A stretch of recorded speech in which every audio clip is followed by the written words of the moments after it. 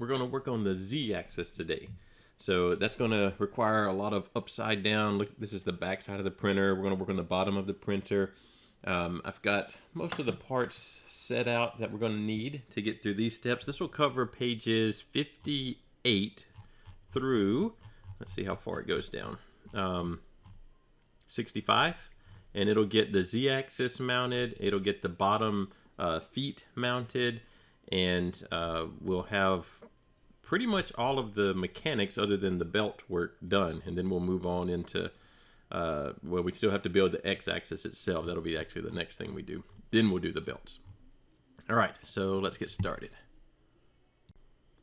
So the first thing we have to do is I printed 2 of these because I wasn't sure which I was going to need. And it depends on the backlash nut, which one is going to fit in there. So one of them, this one apparently, is too small. It doesn't go down in, actually would go this other way. Well, no, here we go that way, but it doesn't fit. So that one's not the right one. This one looks like it's going to work. So you do have 2 of those. You don't obviously have to print both of them, but I wasn't sure which one I needed, so I did print a little bit of an extra print. That's not a big deal. So we find the one that fits, and then we are going to screw it in there.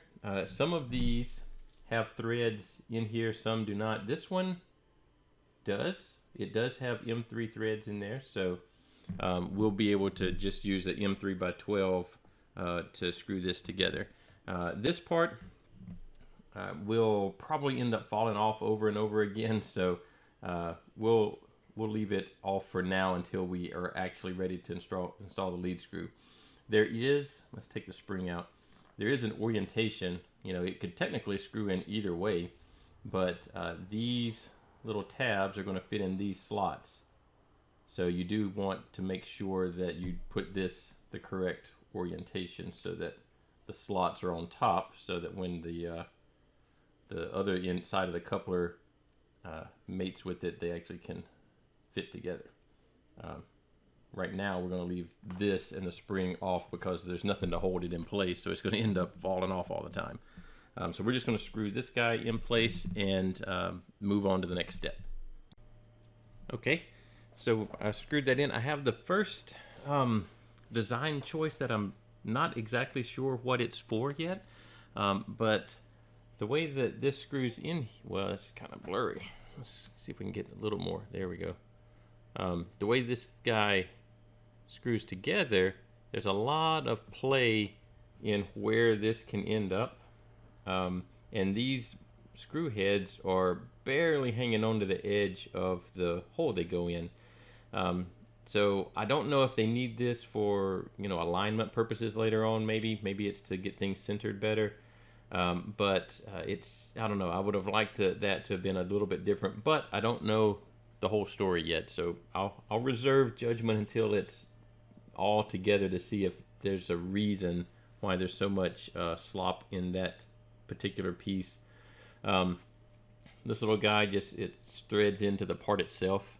I just screwed it in a certain amount. I assume that's going to be a homing switch button at some point. You know, you've got the little switches. I don't see them right now, but I assume that lets me adjust the homing for the Z-axis. Now we're gonna, I've already down in here lined up the nuts that we put in a long time ago, and we're gonna try and screw this guy right down there. I do like that it has the little nubs here that will fit into the rail to kind of get it aligned the way that it's supposed to be. So I'm gonna do that, and that will get us a little bit closer to having the Z-axis on.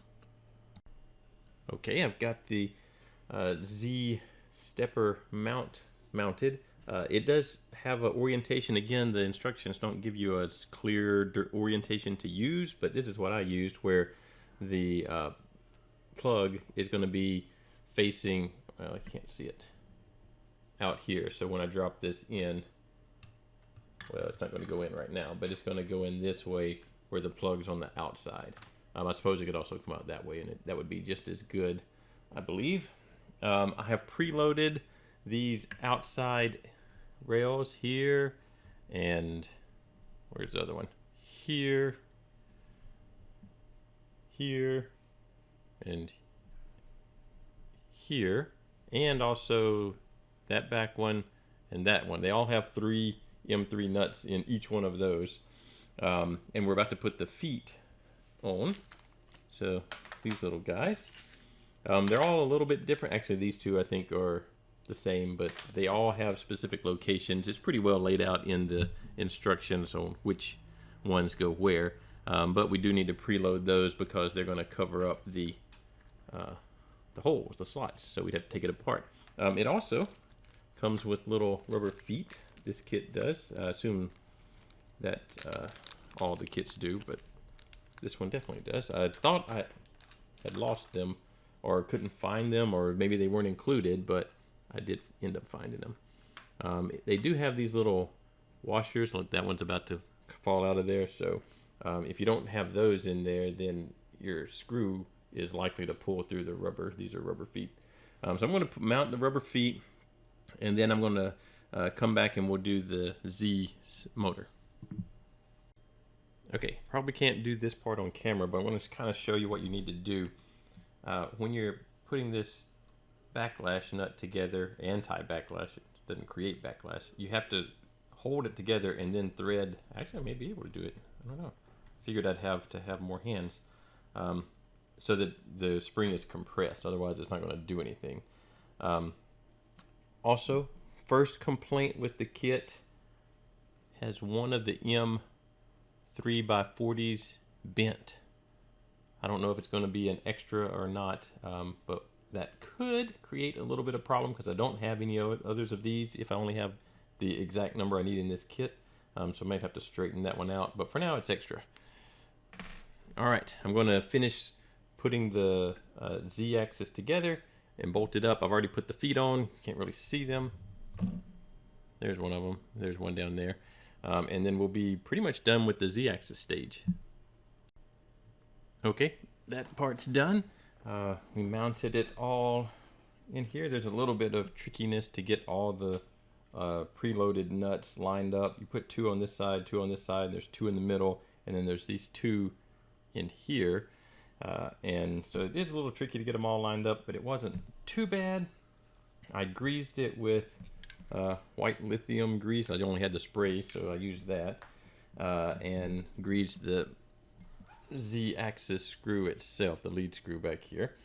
And I put the carrier, the bed carrier at the bottom, and used that position to decide where to put the stepper motor. Tightened it all down. Apparently need to tighten this down a little more. And I think we're ready for the next step. So I think that'll be the end of this video. And then we'll move on to the next part, which is going to be, we'll fix that in a minute. The next part will be the X-axis and getting that built. And then we will mount it and do some belt work and be almost done with the mechanics.